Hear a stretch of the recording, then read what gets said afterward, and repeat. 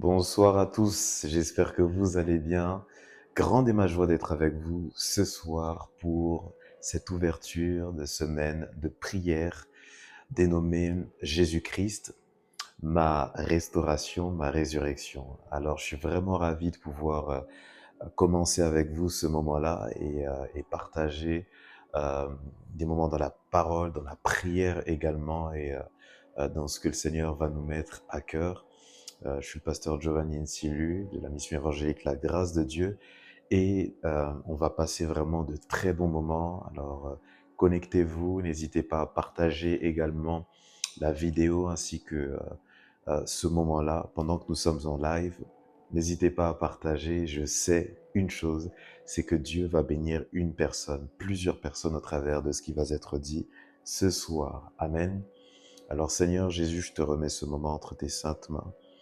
Je te demande encore, Seigneur, à ce que ton esprit puisse m'accompagner et puisse être avec moi, Seigneur, pendant ces instants où nous allons partager la parole, où nous allons prier également, où nous allons recevoir, Seigneur Jésus, des orientations que tu souhaites nous donner par rapport à ce thème-là, Seigneur, et dans cette optique-là de la semaine pascale. Que ton nom soit glorifié, que ton nom soit loué.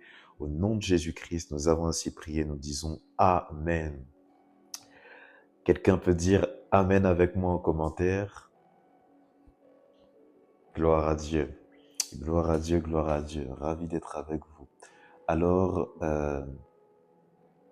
n'hésitez pas à manifester votre présence pendant que nous sommes là. N'hésitez pas à manifester votre présence pendant que nous sommes en live. Amen. Que Dieu soit glorifié. Alors, rapidement, parce que le temps est assez court, j'aimerais introduire aujourd'hui quelques notions. Vous savez, on est aujourd'hui le 14 avril et nous sommes en train de parler de la Pâque parce que nous sommes dans cette semaine-là pascale, dans le calendrier dans lequel nous sommes. Nous sommes en train de célébrer la Pâque et c'est vrai que c'est important, c'est très édifiant de pouvoir rappeler également ce que c'est la Pâque. Alors la Pâque, on peut le voir dans l'Ancien Testament, l'apparition se fait dans l'Ancien Testament. Lorsque vous lisez le livre d'Exode, vous allez voir à un moment donné que Dieu va demander à ce qu'une fête puisse être instaurée, cette fête-là qu'on appelle de la Pâque, ça veut dire passer outre, passer au-delà, passer au-dessus, parce que ce que Dieu a fait, c'est qu'il a permis à ce que les enfants d'Israël puissent sortir de la captivité, sortir de cet asservissement-là dans lequel ils se trouvaient lorsqu'ils étaient en Égypte. Et Dieu a demandé à ce que l'on puisse se rappeler de cela. Alors, ce qui va se passer, c'est que euh, Dieu va sauver son peuple, il va le délivrer, et puis ils vont sortir d'Égypte. Amen. Mais ce qui va se passer, c'est que dans le Nouveau Testament, on va commencer également à nous parler de la Pâque, notamment dans le livre de 1 Corinthiens, au chapitre 5, verset 7. 1 Corinthiens chapitre 5, verset 7. On va donc parler de la Pâque également. Amen. Est-ce qu'on peut prendre ensemble 1 Corinthiens chapitre 5, verset 7, s'il vous plaît? La Bible va dire ceci: « Faites disparaître le vieux levain afin que vous soyez une pâte nouvelle, puisque vous êtes sans levain, car Christ, notre Pâque, a été immolé. » Encore une fois, tout nous ramène à Jésus-Christ. Amen. Faites disparaître le vieux levain afin que vous soyez une pâte nouvelle. Est-ce qu'on peut prendre également un deuxième texte ensemble? Excusez-moi. Romains chapitre 6, verset 8 au verset 11. Romains chapitre 6, verset 8 au verset 11.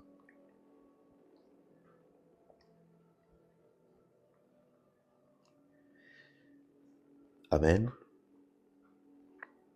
La Bible déclare: « Or, si nous sommes morts avec Christ, nous croyons que nous vivrons aussi avec lui, sachant que Christ, ressuscité des morts, ne meurt plus.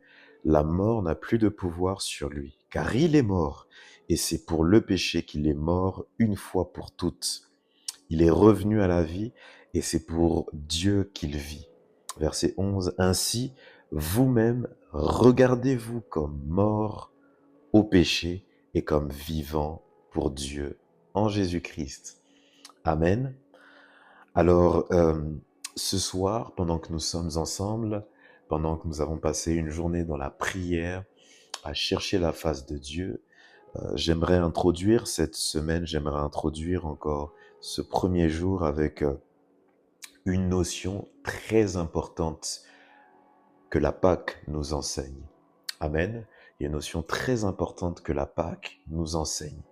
Aujourd'hui, la Bible va nous dire dans le livre d'un Corinthiens chapitre 5 verset 7 que Christ est notre Pâque. En réalité, Christ représente la Pâque parfaite, si on peut dire ça comme ça. Pourquoi? Parce que en étant immolé à la croix pour nous, on l'appelle l'agneau immolé, l'agneau qui est parfait, en étant immolé pour nous à la croix, Christ nous a délivrés de toute puissance et toute captivité des ténèbres dans lesquelles nous pouvions être. Et lorsqu'on regarde cela, on peut faire un parallèle un peu avec l'histoire du peuple israélite, le peuple juif. On peut faire un parallèle un peu entre ces deux histoires. Regardez ceci. Le peuple d'Israël s'est trouvé sous asservissement, sous captivité, sous esclavage des Égyptiens.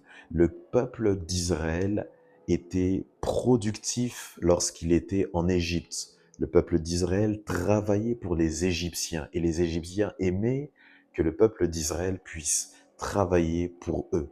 Pourquoi? Parce qu'ils le faisaient bien, le travail qu'ils faisaient. Amen. De telle sorte à ce que lorsque les Israélites ont commencé à se multiplier en Égypte, le pharaon a eu peur d'une révolte. Amen. Parce qu'ils étaient une force ouvrière et vraiment une force puissante en Égypte. Alors, regardez ceci. Lorsqu'on parle de la Pâque, on parle de Jésus-Christ. On ne parle pas de toi, on ne parle pas de moi, on parle de Jésus-Christ lorsque l'on parle de la Pâque. Christ est notre Pâque. Alors, si on comprend que Christ est notre Pâque, quel est notre rôle dans tout ça? Vous savez, le texte que nous venons de lire juste auparavant dans Romains chapitre 6, versets 8 à 11 va nous montrer une chose. Regardez ceci. La Bible va nous dire, « Or, si nous sommes morts avec Christ, nous croyons que nous vivrons aussi avec lui. » Et au verset 11, la Bible va dire ainsi, « Vous-même, regardez-vous comme morts au péché et comme vivants pour Dieu en Jésus-Christ. » Et il y a une chose que Jésus-Christ vient apporter dans notre vie et que l'on peut expérimenter au travers de la Pâque, au travers de Jésus-Christ. Cette chose-là, c'est la vie en Christ. Alors quand je dis la vie en Christ, je vais aller plus loin. Quelqu'un peut me dire avance? Est-ce qu'en commentaire, tu peux me dire avance? Alors quand on dit la vie en Christ, cela veut dire une chose. Christ vient apporter une nouvelle identité à nos vies. Oui, la Bible nous dit que pour pouvoir avoir cette nouvelle naissance-là, nous devons naître d'esprit, d'eau et d'esprit. Amen. En fait, Jésus-Christ vient apporter à notre vie une nouvelle identité. J'allais le dire en anglais, Heidi. Amen. Jésus-Christ vient nous apporter une nouvelle identité. Ce qui va se passer, c'est que lorsque les Israélites ont voulu sortir de l'Égypte, en réalité, ils avaient déjà acquis cette nouvelle identité-là. Oui, ils avaient acquis une identité de personnes qui n'appartiennent plus aux Égyptiens. Parce qu'ils n'obéissaient plus au gouvernement égyptien, ils n'obéissaient plus aux rites égyptiens, ils n'obéissaient plus aux directives égyptiennes. Non, ils obéissaient au gouvernement que Dieu avait placé, avait commencé à instaurer au travers de son prophète Moïse. Et c'est ainsi que lorsqu'ils se sont rendus compte de l'identité à laquelle Dieu voulait les faire appartenir, les Israélites ont commencé à poser problème aux Égyptiens. J'aimerais dire quelque chose à une personne ce soir. Lorsque tu as décidé de pouvoir accepter Christ, tu poses des problèmes à d'autres personnes. Regardez ceci, c'est la même chose qui se passe dans notre vie lorsqu'on donne nos vies à Christ. Lorsque les Israélites ont voulu sortir d'Égypte, vous allez regarder dans Exode chapitre 13, 14, et même les versets qui peuvent suivre, mais notamment au chapitre 13, vous allez regarder que lorsqu'ils veulent sortir, Pharaon prend sa meilleure armée. Pharaon prend son élite afin de pouvoir poursuivre les enfants d'Israël. Pourquoi? Parce que ils ne se reconnaissaient plus dans l'identité dans laquelle ils étaient. Et frères et sœurs, l'identité a un pouvoir super puissant. L'identité, c'est le fait de pouvoir avoir une espèce d'unicité répétée sur une population, sur plusieurs personnes. On nous dit que l'identité nous unit aux personnes qui la partagent, qui partagent cette même identité-là. Par exemple, euh, le fait que nous puissions, là je suis en train de parler en français, le fait que je parle en français, j'appartiens, l'identité que je renvoie, l'identité à laquelle j'appartiens, c'est la francophonie, et plus précisément là où je suis, en France. Le fait que j'ai, au niveau de ma culture, ma manière d'être et d'autres choses, le fait que je fasse des choses comme les Français le font, fait que j'appartiens à l'identité française. Et c'est ainsi que on va nous donner aujourd'hui des cartes d'identité, des cartes de séjour et consorts. Pourquoi? Parce que on appartient à un groupement de personnes qui ont une unicité de manière de faire, une même culture, une même manière de parler. J'aimerais dire ce soir à une personne, tu as une identité céleste et non terrestre. Parce que Christ est ta Pâque, tu as une nouvelle identité. Et parce que tu as une nouvelle identité, il y a un nouveau langage que tu as. Alléluia. Parce que tu as une nouvelle identité, il y a une nouvelle manière de penser que tu as. Frères et sœurs, les Israélites ont pu penser qu'il était possible de sortir de l'asservissement dans lequel ils se trouvaient en Égypte. Pourquoi? À cause de cette nouvelle identité-là. Amen. Est-ce que quelqu'un peut mettre avec moi Alléluia, Alléluia, Alléluia en live? Est-ce que tu peux taper des cœurs, mettre des j'aime?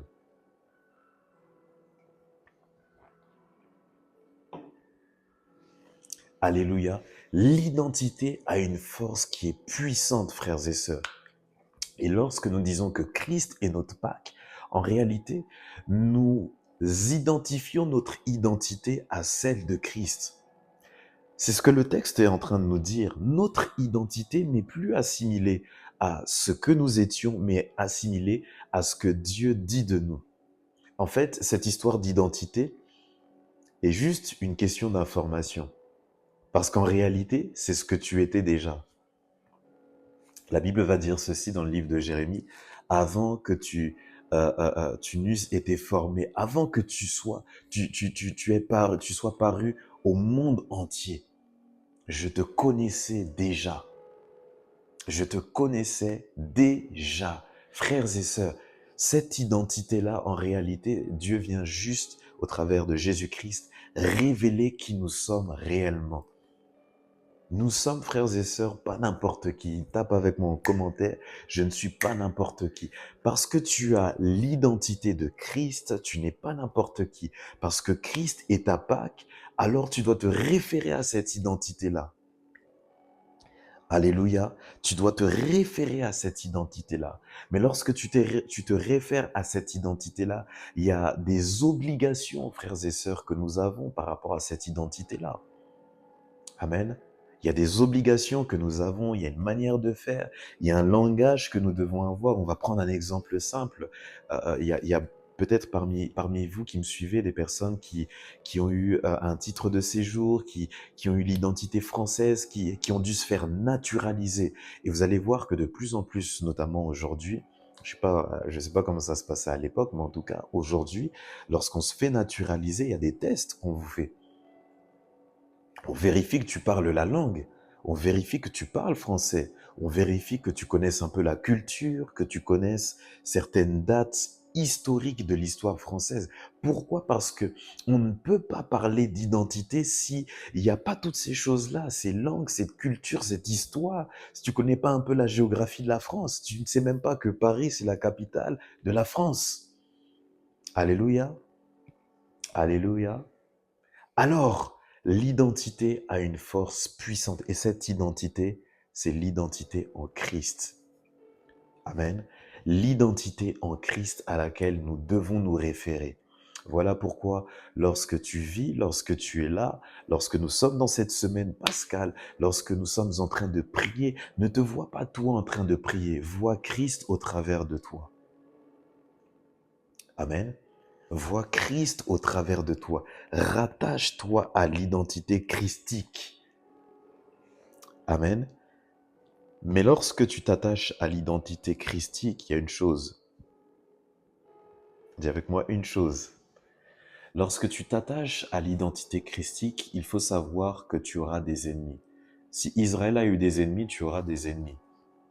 Ce qui se passe, c'est que lorsque nous donnons notre vie à Christ, lorsque nous nous identifions, parce que quand on dit donner sa vie à Christ, on est plongé dans les eaux du baptême, et j'invite encore tous ceux et celles qui ne sont pas encore baptisés à se faire baptiser. C'est la meilleure des choses que vous pouvez faire, c'est le meilleur choix de votre vie. Alors, lorsque nous sommes plongés dans les eaux du baptême, nous mourons avec Christ et nous renaissons. Il y a la résurrection. Lorsque l'on parle de la Pâque, c'est assimilé à la résurrection.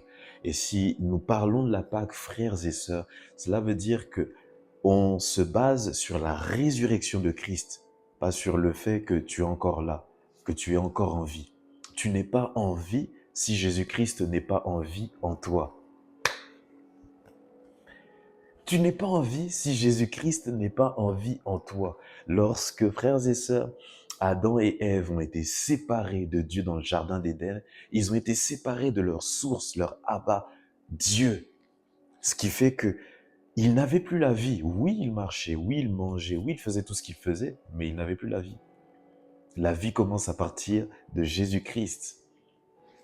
Amen. Elle commence à partir de Jésus-Christ. Mais dans ce processus-là de résurrection, pour terminer, mon frère, ma sœur, il y a des gens qui te combattent. Oui, il a pris ses meilleurs soldats, comme je commençais à le dire en introduction, afin de pouvoir attaquer le peuple de Dieu. Mais pourquoi est-ce qu'il les a attaqués? Pourquoi est-ce que Pharaon, que sa cavalerie, ont attaqué le peuple d'Israël? J'aimerais, est-ce que je peux dire une vérité ce soir ou pas? Est-ce que je peux dire une vérité ce soir? Est-ce que je peux dire une vérité ce soir? Est-ce que je peux dire une vérité ce soir, oui ou non? Amen. Alors, est-ce que, encore une fois, je peux dire une vérité ce soir? Gloire à Dieu. Alors, regardez ceci. Regardez ceci. Regardez ceci. Lorsque Israël est sorti, Pharaon ainsi que toute sa cavalerie ont commencé à attaquer le peuple d'Israël. Amen. Ils ont commencé à attaquer le peuple d'Israël. Regardez ceci. Ils les ont attaqués parce que le peuple d'Israël, les Juifs, les descendants d'Abraham, apportaient une certaine richesse aux Égyptiens. L'Égypte était connue comme l'une des plus grandes puissances mondiales à cette époque-là, sur le point, par exemple, au niveau du savoir-faire, au niveau, j'ai oublié comment on appelle ça, mais au niveau de l'intelligence, la manière de réfléchir, la philosophie, au niveau religieux également, au niveau de la spiritualité, l'Égypte, frères et sœurs, c'est une grande puissance. Au niveau scientifique, très grande puissance. Alléluia.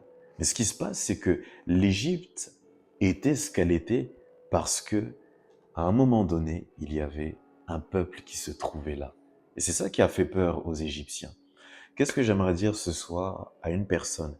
Ta résurrection fait peur. Ta restauration fait peur au camp de l'ennemi. C'est pour ça, mon frère, que tu es attaqué de toutes parts.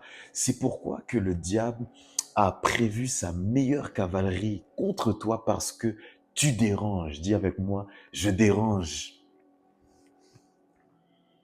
Dis avec moi, je dérange. Dis avec moi, en 2025, je vais donner des mots-têtes au diable. Je vais donner des maux de tête au diable. Oui, tu déranges mon frère. Ton étoile dérange. Le fait que tu aies donné ta vie à Christ, ça dérange. Pourquoi? Parce que tu étais productif dans le monde des ténèbres. Tu étais un agent par lequel le diable pouvait se servir facilement. Il pouvait atteindre ses buts, il pouvait faire ce qu'il voulait, il pouvait détruire des gens, détruire des vies, faire du mal au cœur de certaines personnes. Il pouvait se servir de toi, se servir de nous pour pouvoir influencer les gens dans le péché. On était ses meilleurs soldats. Mais regardez ceci, c'est que lorsque nous sommes venus à Christ, on n'est plus ses meilleurs soldats. Donc il cherche à ce que nous puissions revenir à nouveau à cet état de servitude pour apporter la richesse qu'il avait grâce à nous. Amen. Pour apporter le pouvoir qu'il avait grâce à nous. Et frères et sœurs, c'est pour cela que le diable te combat jour et nuit. Mais la Bible dit une chose, ils vous feront la guerre, mais ils ne vous vaincront pas. Oui, ils vous feront la guerre, mais ils ne vous vaincront pas. Pourquoi? À cause de l'identité que tu as en Christ. C'est cette identité-là qui te fera triompher. L'identité en Christ, le fait de te référer à Jésus-Christ qui va te faire triompher. Amen. Amen, amen. Je sens qu'il faut qu'on prie un peu ce soir, qu'il faut que nous puissions passer un temps dans la prière. Et je le crois que le Seigneur va bénir quelqu'un. Je le crois que le Seigneur va te visiter. Je le crois que le Seigneur va te permettre de pouvoir acquérir cette nouvelle identité-là. Quand on dit acquérir cette nouvelle identité, cela veut dire que tu oublies ton passé. Je laisse mes anciennes flammes pour qu'un feu nouveau puisse brûler en moi. Je laisse cette ancienne identité afin que l'identité nouvelle à laquelle Jésus-Christ m'appelle, cette identité-là d'une personne qui doit sortir de l'Égypte pour aller dans le désert, pour être conduit par Dieu, c'est cette identité-là que Dieu veut te donner aujourd'hui. Alléluia. C'est cette identité que Dieu veut te donner aujourd'hui. Alléluia. Je veux prier, toujours prier. Je veux prier jusqu'à ce que tu m'exauces. Je veux prier, toujours prier. Je veux prier, prier jusqu'à ce que tu m'exauces. Là où tu te trouves, mon frère, j'aimerais que tu commences, ma sœur, à prier le Seigneur par rapport à la parole que nous avons reçue ce soir, par rapport à cette exhortation que nous avons reçue ce soir. J'aimerais maintenant que tu puisses commencer à prier là où tu te trouves, à commencer à parler à Dieu là où tu te trouves, au nom puissant de Jésus-Christ. Alléluia. Merci Seigneur parce que nous recevons ta parole pleine de grâce. Nous la recevons Seigneur et nous l'acceptons Seigneur. Merci parce qu'aujourd'hui, tu veux faire de choses nouvelles. Merci parce qu'aujourd'hui Seigneur, tu veux orchestrer quelque chose de nouveau dans notre vie. Au nom puissant de Jésus-Christ, merci pour la révélation de la parole que tu nous as donnée ce soir. Merci pour la révélation de la parole que tu nous as donnée ce soir. Au nom de Jésus-Christ, là où tu es mon frère maintenant, commence à prier et dire à Dieu, Seigneur, je veux maintenant, Seigneur, assimiler cette nouvelle identité. Je laisse l'ancienne identité. Je laisse l'ancienne personne. Là où tu es, cite ton prénom en même temps que je le dis. Je laisse l'ancien Giovanni. Je laisse les anciennes habitudes que j'avais maintenant afin d'acquérir cette nouvelle identité que Christ souhaite me donner. Au nom de Jésus-Christ, commence à prier. Commence à prier. Leso parama nendobo shakalaba. Ojelisa mandurebo sapelo fakaraba. Seigneur, je veux m'accrocher à cette nouvelle identité.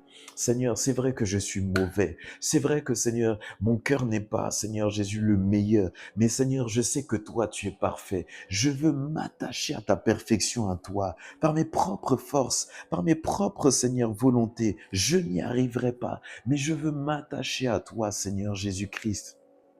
Je veux m'attacher à cette nouvelle identité. Là où tu es, commence à prier mon frère, commence à prier ma sœur. Les riso brazo kalama. Indorobo supala kintelebo shata.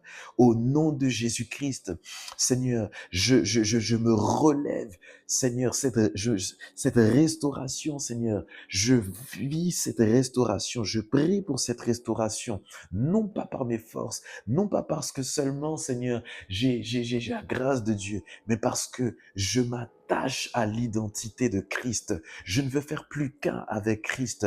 J'oublie l'ancienne identité, j'oublie la mentalité égyptienne, j'oublie la langue égyptienne, j'oublie, Seigneur, la culture d'avant et je m'attache maintenant au royaume de Dieu.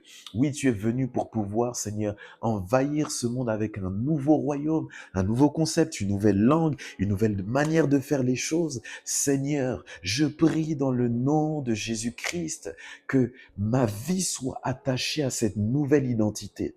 Ma vie soit attachée à cette nouvelle identité. Que le Dieu qui m'a encore sorti du royaume des ténèbres, que le Dieu qui m'a sorti encore du royaume de la peur, du royaume du malin, du royaume des mauvaises choses, que le Dieu qui m'a sorti de là, que le Dieu qui m'a sorti de là m'aide encore à être attaché à cette nouvelle identité. Au nom de Jésus-Christ, au nom de Jésus-Christ, je refuse que cette ancienne identité puisse avoir de l'ascendant dans ma vie. Je refuse, dis avec moi, je refuse cela. Au nom de Jésus-Christ, là où c'était en train de m'atteindre, là où c'était en train de me toucher, je refuse que cette ancienne identité, Seigneur, puisse encore atteindre à ma vie au nom de Jésus-Christ. Je m'attache maintenant à l'identité avec Christ. La Bible dit dans le livre de Philippiens, ayez les mêmes sentiments que Christ. Seigneur, maintenant j'invite les mêmes sentiments que Christ.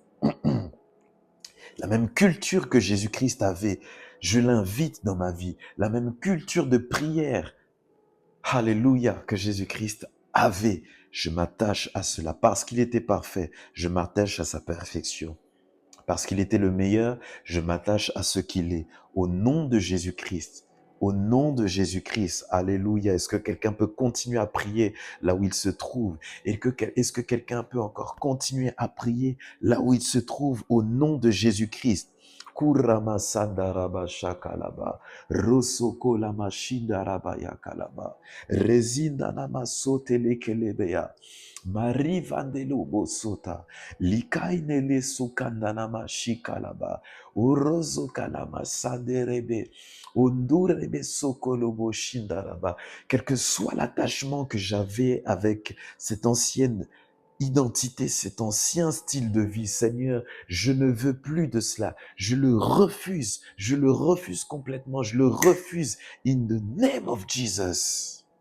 Kolaba shatalaba yandaraba, rosokolomo shindarama sakalaba, ondorobo sukaraba shinda. Je veux prier, toujours prier, prier jusqu'à ce que tu m'exauces. Je veux prier, toujours prier, prier, prier, prier, jusqu'à ce que tu m'exauces. Je veux prier, toujours. Est-ce que tu peux le chanter avec moi? Prier, prier, prier, jusqu'à ce que tu m'exauces. Je veux prier, toujours prier, prier, prier, prier, jusqu'à ce que tu m'exauces. Je veux prier, toujours prier, prier, prier, prier, jusqu'à ce que tu m'exauces. Je m'attache maintenant à cette nouvelle identité avec Christ au nom de Jésus-Christ. La Bible dit dans le livre de Corinthiens, voici toutes choses deviennent nouvelles. Si quelqu'un est en Christ, il est une nouvelle créature, une nouvelle création. Voici toutes choses deviennent nouvelles. toutes choses deviennent nouvelles. J'aimerais que là où tu es pendant les quelques instants qui nous restent encore, tu puisses prier Dieu et dis à Dieu, Seigneur, je veux vivre ma nouveauté en Christ. Je veux vivre la nouveauté en Christ. Je ne te dis pas, mon frère, ma sœur, que juste le fait de prier, c'est ça qui va faire que tu vas vivre la nouveauté. Mais je crois une chose, ça va déclencher quelque chose dans ta vie. Il y a une orientation pendant au son de ma voix que je suis en train de parler. Il y a une orientation divine que Dieu est en train de te donner maintenant quand je suis en train de te dire que il y a une nouveauté à vivre en Christ. Alors j'aimerais que tu puisses commencer à prier là où tu te trouves pendant quelques instants qui nous restent et prie le Seigneur. Seigneur, je veux vivre cette nouveauté en Christ. Je veux vivre cette nouveauté en Christ. Déclare-le. Je veux vivre cette nouveauté en Christ. Seigneur, oriente-moi, Seigneur, dans cette nouveauté de vie que tu veux que je puisse avoir. Oriente-moi à saisir cette nouvelle vie, Seigneur, que tu veux que je puisse vivre au nom de Jésus-Christ. Oriente-moi à être avec les bonnes personnes, Seigneur, avec qui tu veux que je sois pour vivre cette nouveauté en Christ. Au nom de Jésus-Christ. Alléluia. Merci pour les délivrances que tu es en train d'opérer, Seigneur, dès ce soir. Merci pour les libérations que tu es en train d'opérer ce soir. Merci, cher Saint-Esprit. Merci, cher Saint-Esprit. Kalama shandaraba sokorobo yanda. Lipai noze tulama sofala. Rikinele mesanderebe shikala. Zekula masontelebe rivandana mashindelelelele. Rakizele basuntalama. Ivandelo sakalaba. Au nom de Jésus-Christ, au nom de Jésus-Christ, au nom de Jésus-Christ, qu'une nouveauté de vie puisse commencer, qu'elle commence, qu'elle s'imprègne dans nos vies, à tous et toutes, au nom de Jésus-Christ. Je veux prier, toujours prier, prier jusqu'à ce que tu m'exauces. Je veux prier, toujours prier, prier jusqu'à ce que tu m'exauces. Alléluia. J'aimerais que là où tu te trouves, tu puisses continuer à prier, mon frère, parce que l'Esprit de Dieu commence à implémenter, intégrer en toi quelque chose de nouveau, un nouveau système de pensée, une nouvelle manière de voir même. Oui, je sens que la vue d'une personne par rapport à la vie est en train de changer parce que Christ commence à devenir le Seigneur de ta vie. Christ commence à être le Sauveur. Une nouvelle identité est en train de s'imprimer en toi. Une nouvelle identité est en train de s'incorporer en toi. Alléluia. Merci Saint-Esprit pour le travail que tu es en train de faire. In Jesus' name. Kolama shata la barakata lama. C'est nous la mandaraba shita raba yondorobo. Au nom de Jésus-Christ. Alléluia.